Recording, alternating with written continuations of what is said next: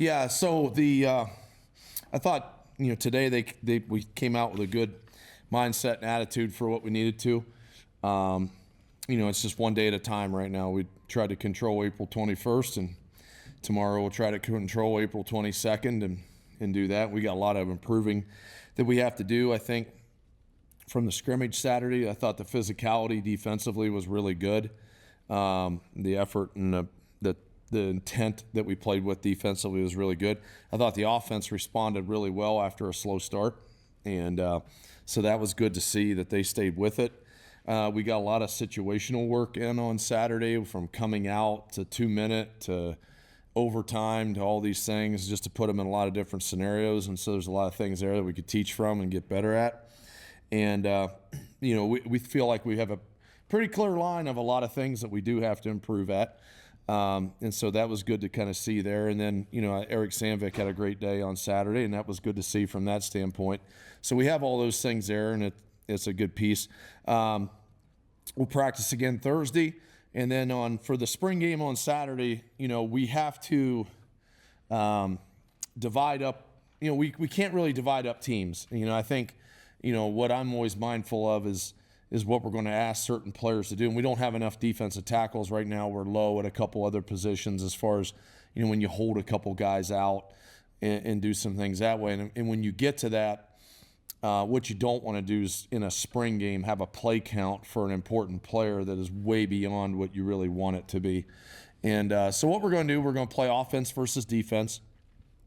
And it's going to be a real simple scoring format. And that's this: the defense has a 21-0 lead.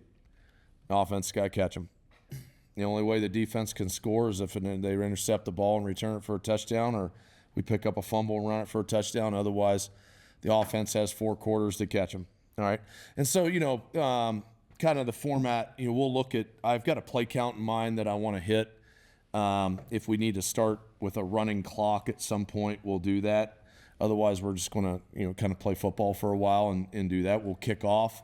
We'll punt, and we'll do all those things. But the offense will always be out there. That way they've got the full use of players that they can use in those situations, and so does the defense in that regard, as opposed to dividing up teams. We chose 21 because, first of all, we always feel like if we give up 21 points, it's bad on us. So that's what we want to keep it in that space, and offensively they got to catch it. So that's where we're at. Coach, how close would you say this team is to where you want it to be at this time of the year?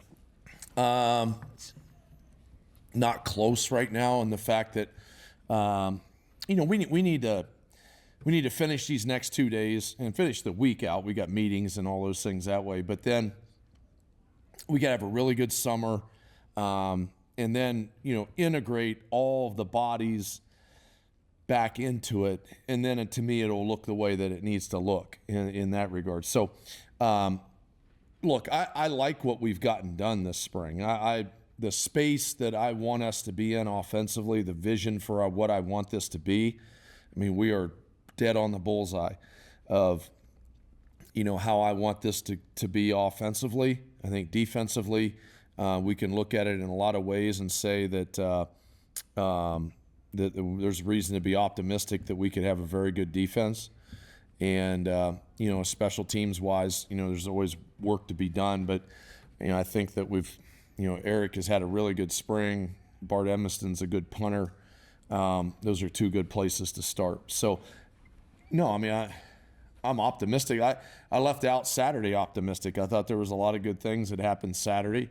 I think one of the things that showed up the most was just how many guys that we have defensively that just like to run and hit, and that's a really good place to start. So, yeah. Coach, we've heard a little bit about Landon Pace. We've seen him in the backfield, even in some of these plays, blocking a little bit. Where's he at, and what are you kind of liking what you're seeing out of him this spring? Yeah, I think Landon has a role. He's got a role that we can get to offensively here.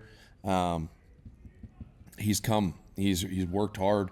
He's a good football player, and Landon's got some good roles in the fact that not only can he play tight end, but there's also some some fullback type capabilities that Landon can do and provide for us, and I think that's always a big piece to it.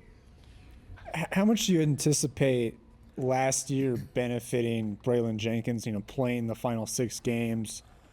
Yeah.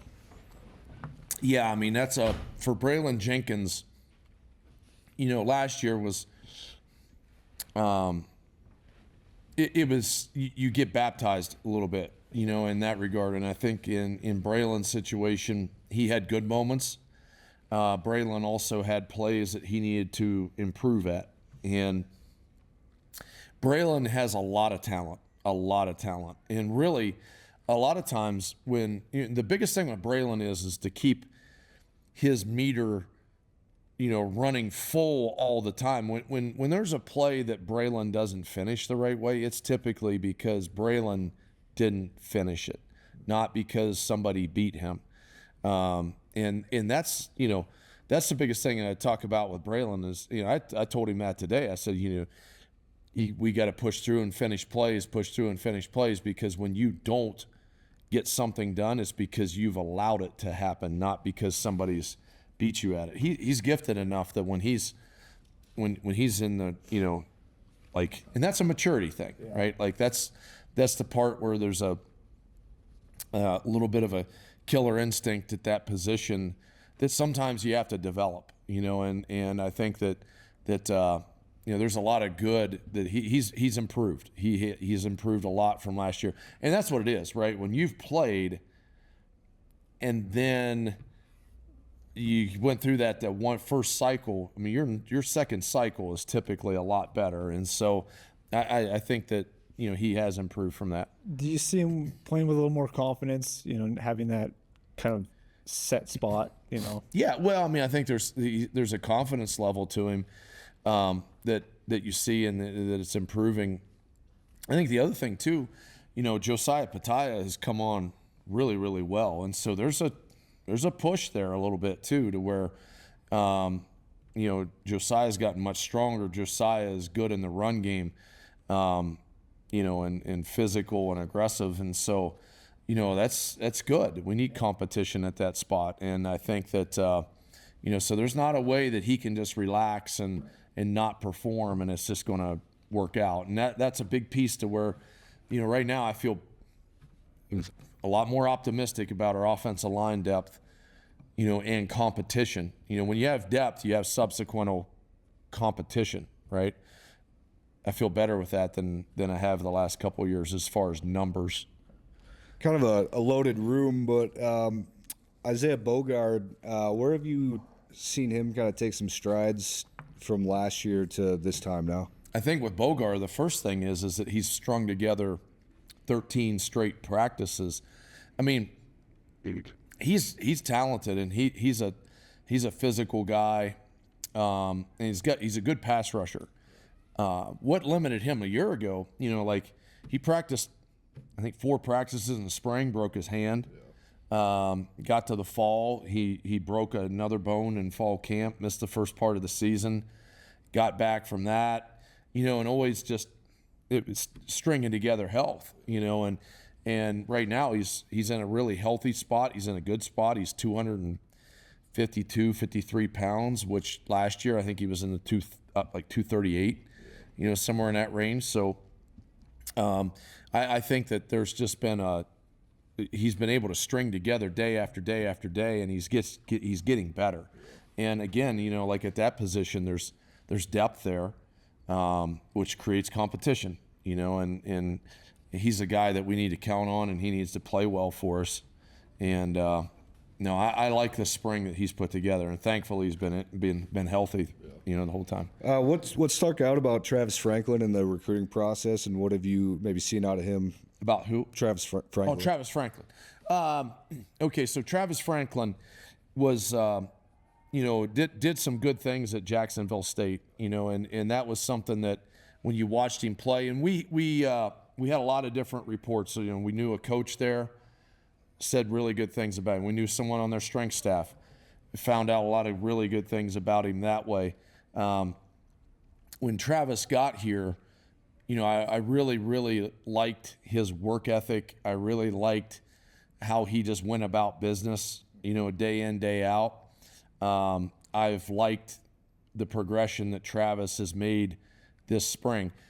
Right now, even one of the smallest little things to it, right, is how he's improved vocally on the field and communicating and getting calls to people and things of that nature, which at the beginning of the spring, he wasn't that way. Well, you're not that way when you're not that confident in what you're doing. And now after repetition, I think he's got a base of confidence. He's a strong guy, runs very well, has a really good burst, and like I said, he was a solid player at Jacksonville State, and they play good football and that whole thing. And so we felt like he would be a really, really good addition for us defensively. He's got a great attitude. He'll help us on special teams too. And, so I'm really thankful that he's here. If I guess one more. Yeah. Dion DeBlanc had some nice catches today. Is he, I know you've been kind of down on the receivers as far as just consistency. How's he performed in spring, do you think? Okay, so Dion had a great offseason and great winter conditioning in that phase of it. Then when Dion, I think, went home spring break, I think he just kind of took that time off, and he came back in the first practice. He hip flexor, got an injury there. So his spring has been slow. He's had flashes and good moments, but the spring did not match what he did January to early March, right? And, when you have an injury, it affects you a little bit, and he's missed some time because of that. He was out there today and, performs well. He had a really good practice last Tuesday. And, so what I want to see, like when you talk about, like, you get to a spring game, right? There's a lot of players on this football team that this Saturday is huge for, right? Like, I want to see Keelan Washam step up and have a day. I want to see Dion DeBlanc step up and have a day. I want to see Logan Mackey on the defensive side step up and have a day. I want to see some of the young offensive linemen perform well. I want to see, how, Steven Perez and Alvin Ampofo and Brooklyn Cheek. I want to see how all these guys perform when there's people in the crowd. And maybe I'll have to, throw in some free beer. I'll pay for it or something like that, so we get more people here and do something like that. Maybe we'll put a promotion together or something like old Cleveland Indians in the 70s where they had dime draft night or something like that. We'll come up with that for a little bit. But what's that? You'll be here for that. So, but no, the whole thing is this is an important week for these guys to get better, and this is a big, I want this to be a big deal this Saturday for a number of our players, because it's okay, it's game-like, and I want that to happen. Dion hasn't had the spring that I've wanted him to have. That still doesn't mean that we don't think he's going to be a really impactful player for us. But right now, it's just been in spurts. And, it didn't start off as fast as what I would have liked. And it's been a little bit choppy. His spurts and moments have been really good. It's just now he's going to need to string together, a good rest of this week, and then, learn from it and go forward with it again. And I think that's what happened. He even would tell you, like, he went home and kind of he took a week off of working out. Well, he took a week off of doing all the stuff, right? And then he came back and got a hip flexor situation, and you learn from that. And so that's the biggest area there. Okay? We good? All right. Thank you.